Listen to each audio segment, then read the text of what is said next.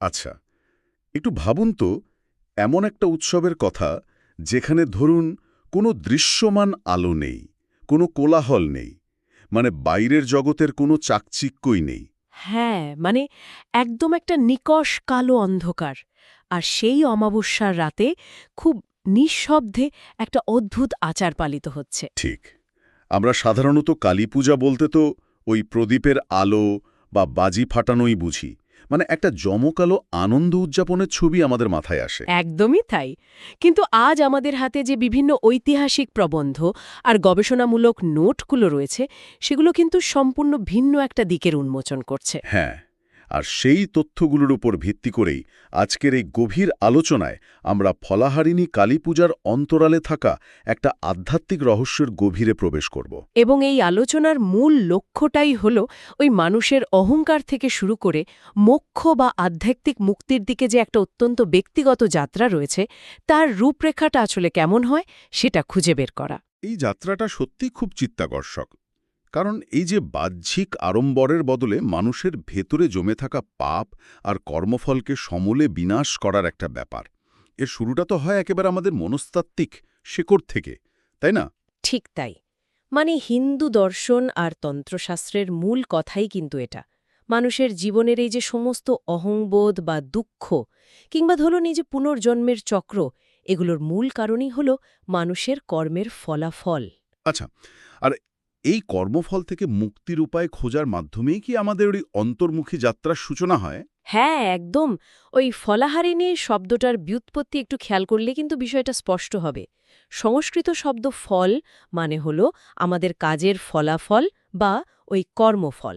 আর হারিণী মানে যিনি হরণ করেন, মানে যিনি মুছে ফেলেন আর কি। হ্যাঁ, ঠিক তাই। মানে হিন্দু দর্শন তো অন্তত তাই বলছে। আমাদের প্রতিটি কাজ বা প্রতিটি চিন্তার একটা আধ্যাত্মিক ওজন আছে, যেটা আত্মার উপর একটা ছাপ বা ইমপ্রিন্ট ফেলে যায়। তার মানে আমরা দৈনন্দিন জীবনে ভালো বা খারাপ যাই কিছুই করছি, তার একটা অদৃশ্য রসিদ তৈরি হয়ে থাকছে আমাদের আত্মায়। একদম ঠিক বলেছেন। আর এই ছাপটাই হলো কর্মফল, যা ওই পুনর্জন্মের একটা অন্তহীন চক্র তৈরি করে। মানে উপনিষদ থেকে শুরু করে ভগবদ্গীতা, সব জায়গাতেই কিন্তু এই কর্মফলের বন্ধনের কথা বলা হয়েছে। মানুষ তো দুঃখ কষ্টের মধ্যে আটকে থাকে, কারণ সে তার ওই কাজের ফলাফলের প্রতি আসক্ত থাকে। ঠিক। আর দেবী ফলাহারিণী কালী ঠিক এই নেতিবাচক কর্মফল আর আগের জন্মের সঞ্চিত ভারকে হরণ করেন, যাতে আত্মা আবার নতুন করে মুক্তির পথে পা বাড়াতে পারে। আচ্ছা, বিষয়টা কি অনেকটা আমাদের আধুনিক প্রযুক্তির ওই কসমিক রিসেট বটন চাপার মতো? মানে ধরুন কম্পিউটারের ব্রাউজার ক্যাশ পরিষ্কার করার মতো। হ্যাঁ, মানে এই উপমাটা বেশ প্রাসঙ্গিক, খুব সুন্দর বলেছেন। মানে আমরা তো সারা জীবন ধরে অনেক পুরনো আর অপ্রয়োজনীয় বোঝা জমিয়ে রাখি, জমে থাকা হিসাব নিকাশ থাকে।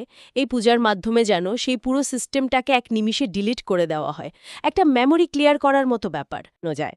ধরুন আমরা যখন ইন্টারনেটে ঘুরি, তখন বিভিন্ন ওয়েবসাইটের কুকিজ যেমন ব্যাকগ্রাউন্ডে আমাদের ডেটা ট্র্যাক করতে থাকে, হ্যাঁ, ঠিক।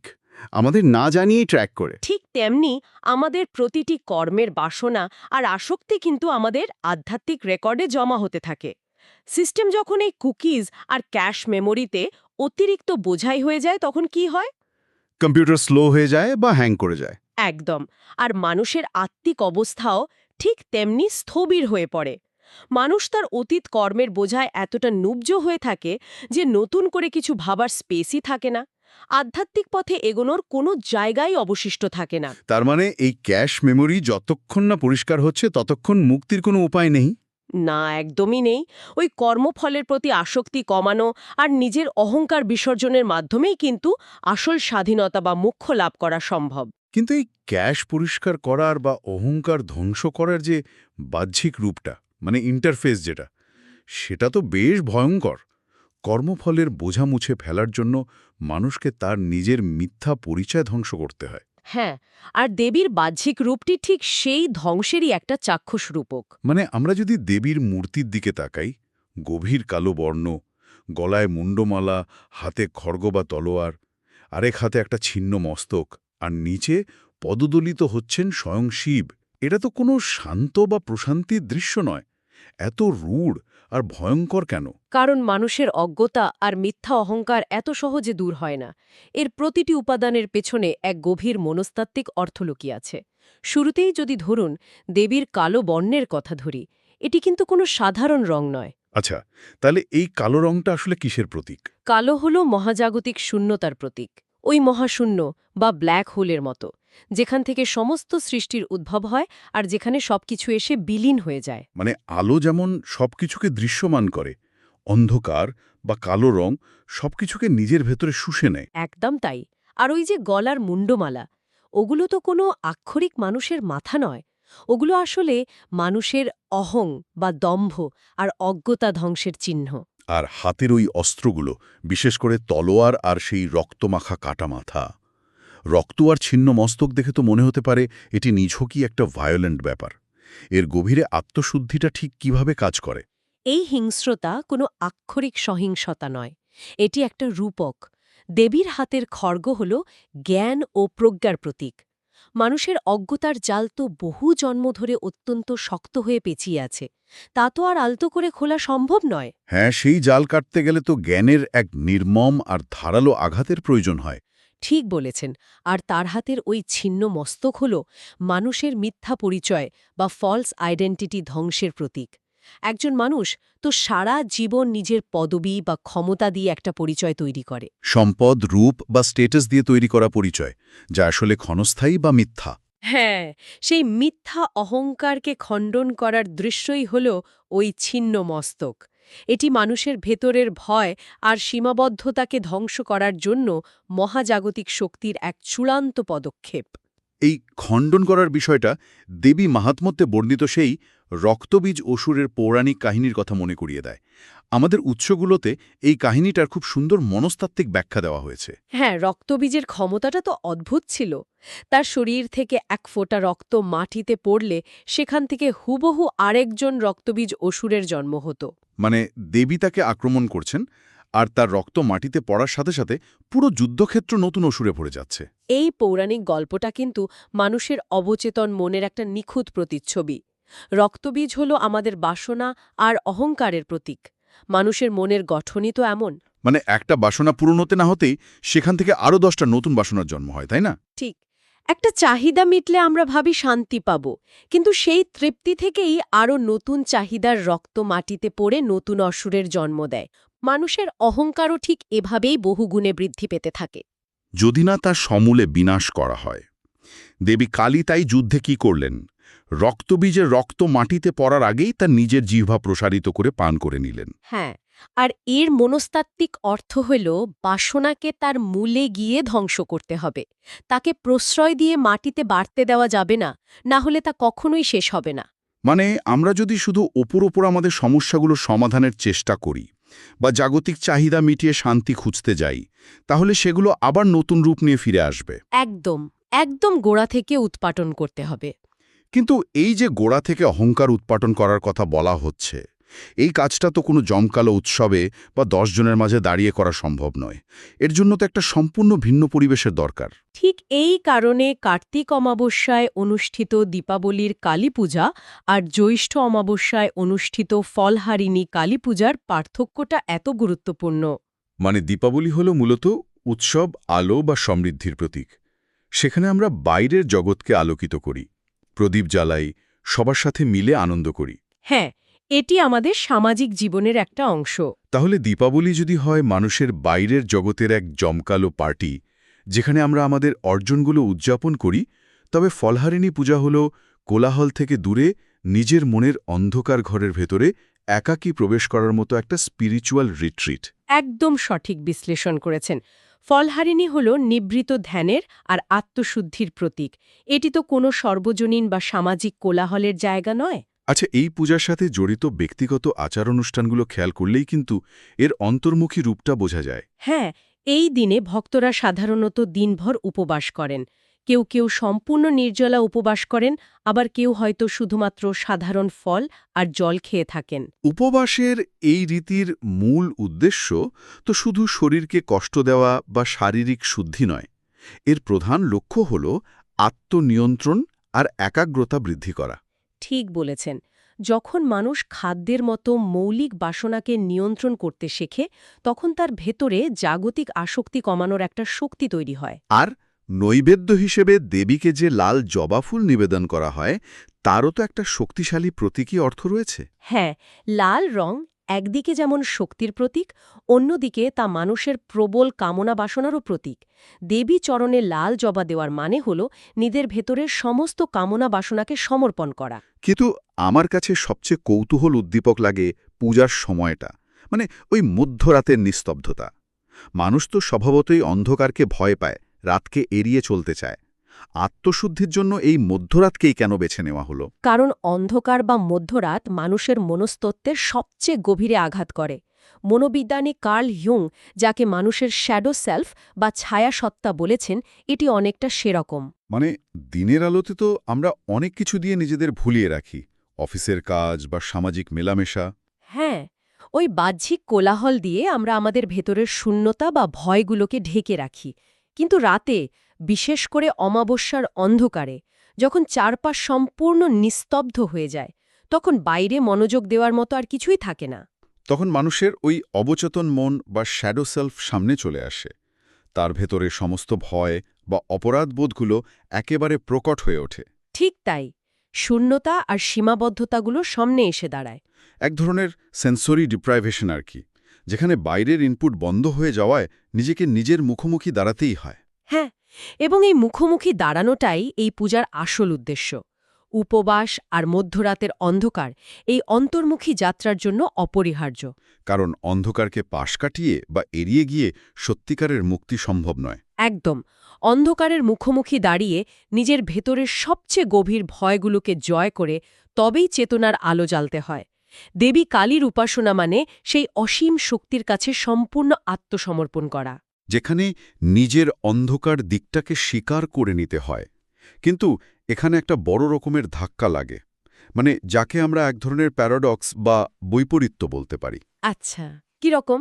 যিনি একটু আগে খড়গ হাতে আমাদের অহংকার ধ্বংস করছিলেন, যার গলায় মুন্ডমালা, যিনি রক্তবীজের রক্ত পান করছেন, তিনি আবার এত মমতাময় মা কিভাবে হতে পারেন? হ্যাঁ, এই প্রশ্নটা অনেকেই করেন। মানে আত্মশুদ্ধির এই কঠিন যাত্রার শেষে গিয়ে ভক্ত যে অদ্ভুত বাৎসল্য আর চরম মুক্তির সন্ধান পান, তা তো এই ধ্বংসাত্মক রূপের সাথে সাংঘর্ষিক মনে হয়। চরম ধ্বংস আর সীমাহীন স্নেহ কি একসাথে থাকতে পারে? হিন্দু দর্শনে এই আপাতবিরোধের মীমাংসা কিন্তু অত্যন্ত সূক্ষ্মভাবে করা হয়েছে। প্রথমত, এই সত্যটা রামপ্রসাদ সেন বা কাজী নজরুল ইসলামের মতো কবিদের রচিত ভক্তিমূলক গানে খুব স্পষ্টভাবে ফুটে উঠেছে। হ্যাঁ, তাদের কাছে কালী কোনো দূরের ভয়ঙ্কর দেবতা নন, বরং অত্যন্ত করুণাময় মাতা, যিনি তার সন্তানের ডাক শোনেন। এখন প্রশ্ন হল, কঠোরতা আর স্নেহের এই সহ অবস্থান কিভাবে সম্ভব সন্তানের মঙ্গলের জন্য, আর তাকে মোহ বা মিথ্যা ইলিউশন থেকে রক্ষা করতেই মায়ের এই কঠোর রূপ? বিষয়টা আরেকটু পরিষ্কার করবেন। ধরুন, একটি ছোট শিশুর হাতে যদি একটা অত্যন্ত ধারালো ছুরি থাকে, আর সে যদি সেটাকে খেলনা মনে করে খেলতে থাকে, তখন একজন দায়িত্বশীল মা কি করবেন? তিনি কি স্নেহের বশে ছুরিটা শিশুর হাতেই রেখে দেবেন? না, তা তো কখনোই করবেন না। ঠিক, তিনি প্রয়োজনে কঠোর হয়ে এমনকি শিশুকে বকা দিয়ে বা কাঁদিয়েও সেই ছুরিটা কেড়ে নেবেন। মানুষের অহংকার, লোভ বা আসক্তি হল সেই ধারালো ছুরির মতো, যা আমাদের আত্মাকে প্রতিনিয়ত রক্তাক্ত করছে, অথচ আমরা তা বুঝতে পারছি না। অর্থাৎ দেবীর হাতের ওই খড়গ আসলে আমাদের আঘাত করার জন্য নয়। না, বরং আমাদের হাত থেকে ওই ক্ষতিকারক ছুরিটা কেড়ে নেওয়ার জন্য। দেবী কালীর এই ধ্বংসাত্মক রূপ তাই আক্ষরিক অর্থে ধ্বংস নয়, বরং এটি হল আধ্যাত্মিক জাগরণের চূড়ান্ত পর্যায়। তিনি আমাদের ভেতরের সেই ক্ষতিকারক উপাদানগুলোকে নির্মমভাবে ধ্বংস করেন, যাতে আমরা এক শুদ্ধ আর মুক্ত জীবনের সন্ধান পাই। একদম, এই কঠোরতার পেছনে লুকিয়ে আছে এক অসীম মাতৃস্নেহ, যা সন্তানকে পতন থেকে বাঁচায়। ফলহারিণী পূজায় দেবীর এই করুণাময় রূপটি সবচেয়ে বেশি প্রাধান্য পায়। এখানে দেবীর কাছে জাগতিক ক্ষমতা বা সম্পদের জন্য প্রার্থনা করা হয় না, বরং নিজের কর্মফল সমর্পণ করে আত্মিক শুদ্ধি লাভের জন্য প্রার্থনা করা হয়। ঠিক তাই। আচ্ছা, এই অভ্যন্তরীণ আত্মিক শুদ্ধি আর মাতৃরূপের উপলব্ধির বিষয়টা কি কখনো সমাজ পরিবর্তনের ক্ষেত্রে কোনো প্রভাব ফেলেছে?